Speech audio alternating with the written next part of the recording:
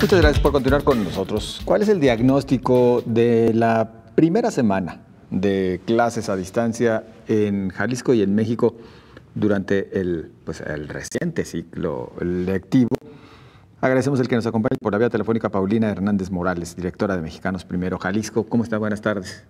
Hola, ¿qué tal? Buenas tardes, José Ángel. Te saludo a tu y a tu auditorio.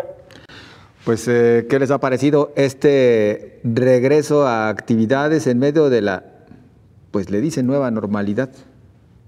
Sí, mira, hicimos un estudio en Mexicanos Primero para términos del ciclo escolar pasado, para ver cómo nos fue, en el cual hicimos un análisis de cómo estábamos en materia de conectividad, de estadísticas también, por ejemplo, de televisión en casa, y posterior a eso también investigamos y tuvimos Zooms con docentes, directivos y familias de todo el estado, incluyendo escuelas multigrado, que son en las zonas rurales, y de escuelas con atención especial, para sacar, digamos, un compendio de propuestas que no solo surgieran de nosotros como sociedad civil, sino también escuchando todas las voces de los agentes educativos.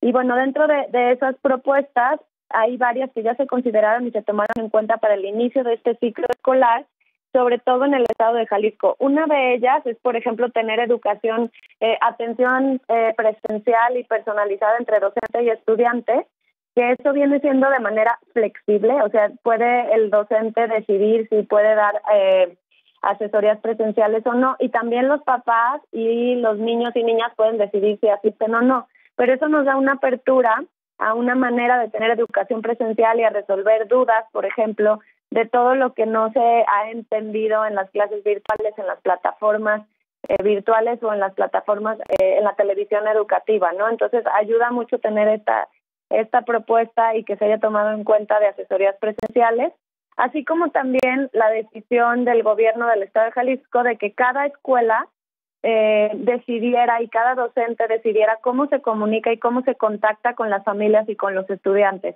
dado que hay familias que lo resuelven de una manera, por ejemplo, más sencilla, que sea en las zonas rurales, visita casa por casa y entregar ahí vía copias fotostáticas, y hay otras que prefieren entregarlo vía WhatsApp y comunicarse por teléfono con sus estudiantes, y hay familias más en la zona metropolitana de Guadalajara, donde hay mayor acceso a Internet, que sí utilizan las plataformas digitales y sí utilizan las clases virtuales también. Y de igual manera hay áreas en las que solo tienen televisión educativa, ¿no? Entonces, cada docente y cada familia decide también la manera como se comunican, y vemos eso como positivo hasta el momento. Ahora, hay que hacer un diagnóstico de cómo se terminó el ciclo escolar pasado en materia de aprendizajes y también en materia de desarrollo socioemocional de los niños y de las niñas, y para posteriormente hacer también cursos remediales para retomar los aprendizajes que no se hayan aprendido del todo en el ciclo escolar pasado. Hay quienes opinan, y ahí tendríamos que incluir a las autoridades de Zapopan, que pues no se justifica que los planteles escolares estén todavía cerrados, que no se permita el que acudan los menores, obviamente con las respectivas medidas de protección, y sí en cambio se siga pensando en que pueden abrir bares, antros, casinos, entre otros giros que podrían ser inclusive más riesgosos. ¿Qué opinan ustedes al respecto?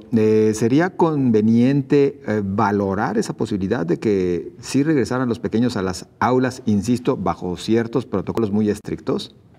Sí, mira, nosotros nos tocó formar parte de la mesa de educación que se tuvo en Casa Jalisco y luego se hizo de manera virtual, y en la que nosotros manifestamos que nunca se va a parecer la educación a distancia a la educación presencial. Siempre se va a aprender más presencialmente, además de que los niños y niñas ya necesitan estar en contacto con otros niños para aprender.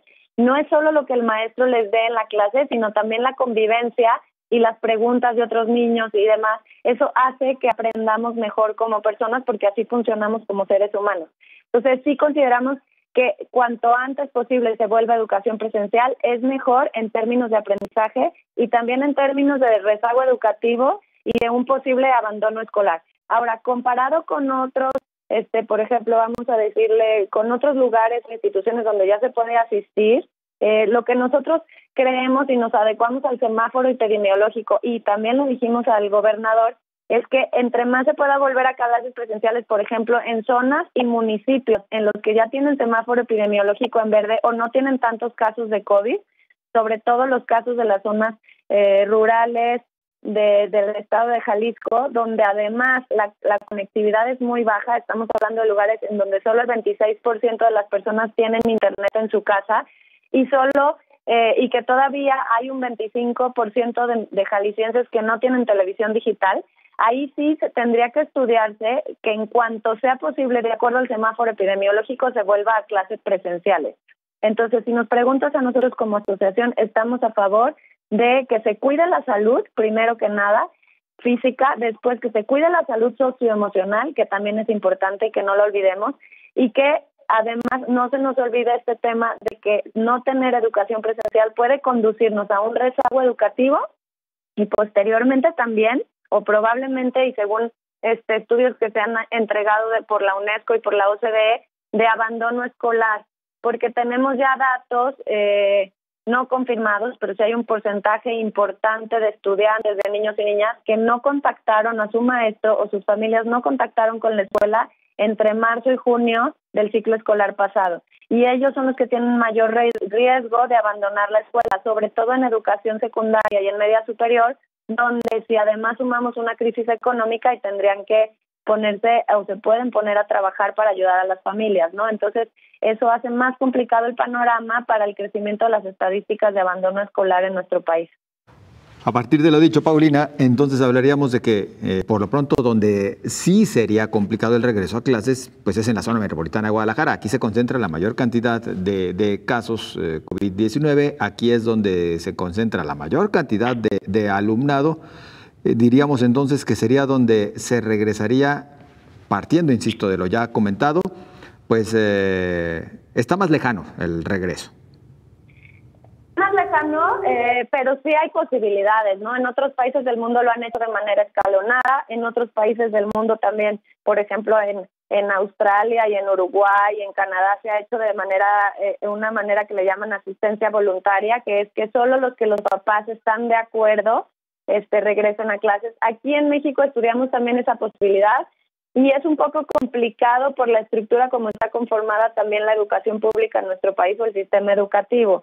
Pero sí hay maneras de regresar a clases presencial lo antes posible, y es algo que nosotros pedimos con la Secretaría de Educación, con el gobernador. Sobre todo, pues nuestra preocupación principal son los niños que están en zonas de alta marginación, que pueden ser urbanos o rurales, pero que son las zonas en donde no tienen acceso a otra educación, o sea, otro tipo de educación virtual o televisiva o con plataformas digitales, ¿no? Estos niños y niñas la tienen todavía más complicada, y ahí es donde se extiende, o sea, se ensancha la brecha de desigualdad que, por ejemplo, hablando del municipio de Zapopan, es uno de los municipios donde la brecha de desigualdad todavía es más grande que en otras partes del país. Entonces, hay que cuidar que esa brecha no se ensanche debido a que el rezago educativo forma parte de estos indicadores de desigualdad.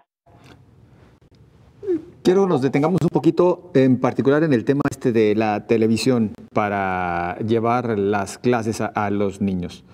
¿Han tenido ustedes oportunidad de evaluar los contenidos, evaluar los programas tal como fueron elaborados?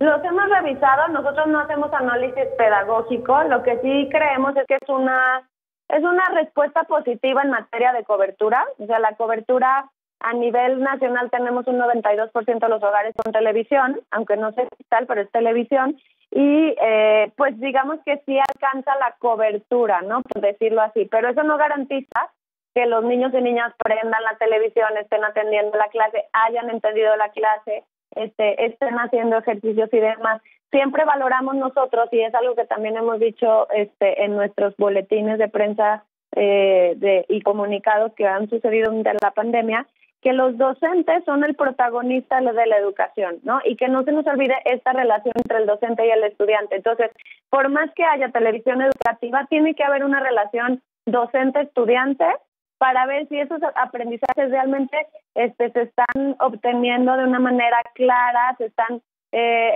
interesándose, por ejemplo, se está contagiando este deseo de aprender a través de la televisión, que lo vemos todavía un poco más complejo, y se están obteniendo estos aprendizajes y utilizándose para la vida, porque eso es lo importante de la educación, ¿no? Que lo que aprendemos luego nos sirva para solucionar problemas que tenemos en la vida diaria o desenvolvernos mejor en una comunidad en la que vivimos, ¿no? Entonces, esa es la parte complicada de tener solo la televisión como alternativa. Entonces, está muy bien la televisión, pero siempre hay que acompañarla de otras vías educativas. Y la educación siempre es un tema de relaciones humanas, y por eso creemos que es importante la convivencia social entre otros niños y niñas, y también la relación directa entre docente y estudiante para ver si se está llegando a obtener este aprendizaje, y que no sea solo el envío de contenido, porque para recibir un contenido, pues ahorita hay miles de maneras, pero pues no nomás es eso, ¿no? Se requiere también un proceso, que por eso se llama proceso de aprendizaje, que contenido, recíbelo y ya está, y ya aprendiste. Exacto. ¿No? Entonces es complicado. Paulina, ¿tendría que promoverse más inclusive esta oportunidad que se abrió en Jalisco de estas asesorías cara a cara, maestro-alumno, previa cita, 40 minutos? Es decir, ¿tendría que buscarse el que esto se diera con mayor frecuencia en estos momentos?